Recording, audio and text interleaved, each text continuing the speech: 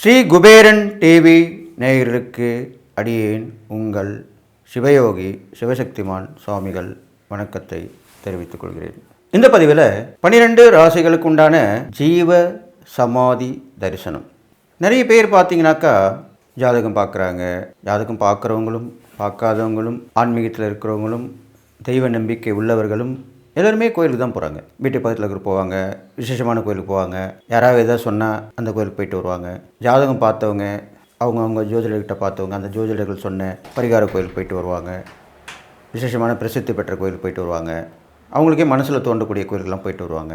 அமைதியான இடம், ஜீவன் உள்ள இடம், அதுதான் ஜீவ சமாதி அப்படின்னு சொல்லப்படுது. நிறைய மகான்கள் சித்தர்கள் எல்லாம் மறைஞ்சிருக்காங்க. அவங்களாமே இந்த மாதிரி ஜீவசமாதி ஆகியிருக்காங்க. அப்படி ஆக்கப்பட்ட இந்த ஜீவசமாதி பற்றி தான் நான் சொல்ல போகிறேன். ஜீவசமாதி தரிசனம் சாதாரணமாக நீங்கள் போக முடியாது. அந்த ஜீவசமாதி ஆனவங்களுடைய பெயரை நினைத்து நீங்கள் அனுதினமும் விடிகாலை பிரம்மமூர்த்தியிலே நினைத்து வேண்டி கொண்டால் ஒழியே போக முடியாது. சில பேருக்கு ஒரு நாளே போகிற சந்தர்ப்பம் கிடைச்சிரும். சில பேர் தொடர்ந்து முயற்சி பண்ணணும், தியானம் பண்ணணும். நிறைய செலவுலாம் கிடையாது. போய் அர்ச்சனை பண்ணணும், அபிஷேகம் பண்ணணும், பெரிய பெரிய வழிபாடு பண்ணணும், ஹோமம் வளர்த்து பண்ணணும், அப்படிலாம் ஒன்றுமே கிடையாது. ஜீவசமாதி தரிசனம்னாலே பெரும்பாலும் அமைதியாக அங்கே போய் அந்த மகானுடைய பேரை சொல்லி மனசில் நினச்சிட்டு வந்தாலே போதும். ஊதுவத்தி 2 ஊதுவத்தி போக அவ்வளோதான். வாழைப்பழம் பழங்கள் பிடிக்கும், பழங்கள் வாங்கிட்டு போய் கொடுக்கலாம், ஊதுவத்தி கொளுத்தி வைக்கலாம். இப்போலாம் நிறைய ஜீவசமாதிகளில் பிரபலமாகிட்டு வந்துட்டுருக்கு.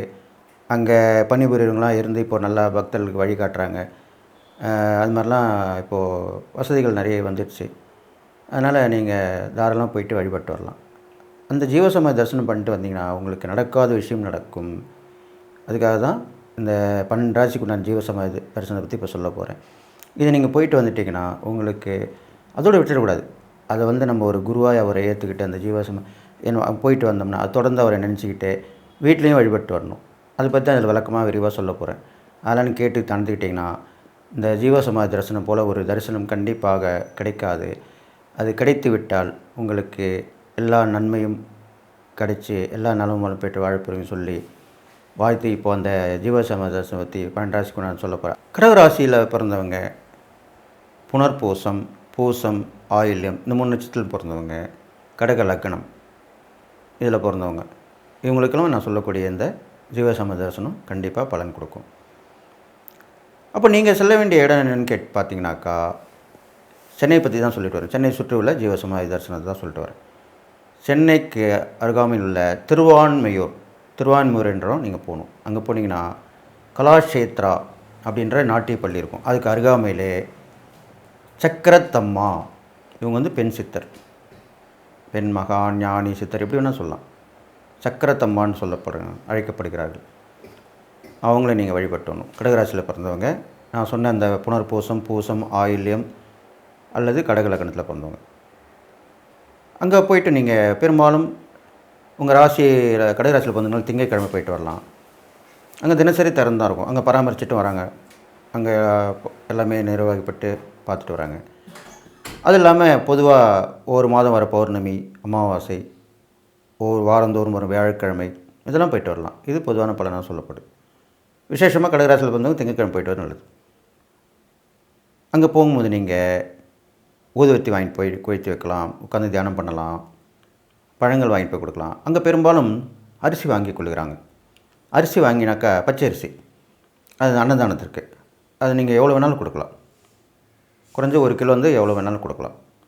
அந்த அரிசி கொடுத்து வந்தீங்கன்னா அது அன்னதானத்துக்கு யூஸ் ஆகும். அது இல்லாமல் கடகராசியில் பிறந்தவங்களுக்கு அந்த பச்சை அரிசி தான், நெல்லுன்னு சொல்லுவாங்க, பச்சை அரிசி தான் உகந்த தியானமாக சொல்லப்பட்டிருக்கு. அப்போ சக்கரை பண்ணுறது எவ்வளோ கடகராசிக்கு ஏற்ற ஒரு பெண் சித்தராக இருக்கிறாங்க. அவங்கள இங்கே வழிபட்டு வரலாம். இதுவுமே நடக்காதவங்க, கோயிலுக்கு போய் நடக்காதவங்க, ஜாதகம் பார்த்தவங்க, முடிவில் இந்த இடத்துக்கு போகணுன்றதுக்காக தான் இப்போ சொல்லிட்டு வரேன். நிறைய பேர் என்கிட்ட கேட்டிருக்காங்க, ஒன்றுமே பண்ணல, பரிகாரம் பண்ண நடக்க மாட்டேது, எது பண்ண நடக்க முடியாது, கோயில் பண்ண. அப்படிப்பட்டவங்களுக்கு தான் இந்த பதிவு. சாதாரணமாக எல்லோரும் போகலாம். இருந்தாலும் முடியாதவங்க, எதுவுமே போய் தோற்று போனவங்க, கடவுளில் விருப்புற நிலைமைக்கு வந்துட்டவங்க இந்த ஜீவசமாதி தரிசனம் பண்ணால் கண்டிப்பாக நல்லது நடக்கும். அப்போ ஜாதகத்தில் இல்லாததும் நடக்கும். பெரும்பாலும் ஜீவசமாதி தரிசனம் பண்ணும்போது உங்களோட ஜாதகத்தை அங்கே வச்சு வணங்கிட்டு வரலாம். அங்கே ஆட்காட்டில் தான் அர்ச்சனை பண்ணணும்னு சொன்னாங்கன்னா அர்ச்சனை பண்ணுவாங்க. இல்லைனா தீப ஆராதனை மட்டும் காட்டுவாங்க. அங்கே கேட்டுக்கலாம், உங்களுக்கு என்ன வேணும்னு கேட்டு அங்கே வாங்கி கொடுக்கலாம். பெரும்பாலும் அங்கே அரிசி வாங்கிக்கிறாங்க, அங்கே வாங்கி அது கொடுத்துட்டு வரலாம். இதை வந்து அங்கே நிர்வகிக்கிறவரும் நஞ்சுண்டராவ், டாக்டர் நஞ்சுண்டராவ்னு ஒருத்தர், அவர் தான் நிர்வகிக்க மாட்டார். அவர் வந்து அந்த அம்மாவுடைய சீடராக இருந்திருக்கார் ஒரு காலத்தில். அவர் தான் அந்த இடம் கொடுத்து அந்த அம்மாவுக்கு அங்கே ஜீவசமாதம் வச்சு அவருடைய வழி வழியே வந்தவங்க தான் இப்போ அங்கே நிர்வாகம் பண்ணிட்டு வராங்க.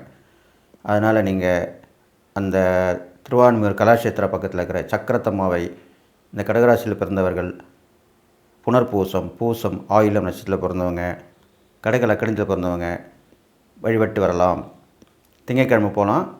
அது இல்லாமல் பௌர்ணமி, நல்ல விஷயங்கள் பௌர்ணமி, உடம்பு சரியாமல் தீய விஷயங்கள் பிரச்சனையாக இருக்குது அப்படின்னா அமாவாசை, பொதுவான குரு கடாட்சம் கிடைக்கணும்னா வியாழக்கிழமை. இது மாதிரி போயிட்டு வரலாம். இது மாதிரி போயிட்டு வந்தீங்கன்னா கண்டிப்பாக உங்களுக்கு நல்லது நடக்கும். ஜாதகத்தில் இல்லாத நல்ல விஷயம் நடக்கும். உங்கள் கோரிக்கை கண்டிப்பாக நேரும். ஒரே ஒரு கோரிக்கை தான் சொல்லணும்.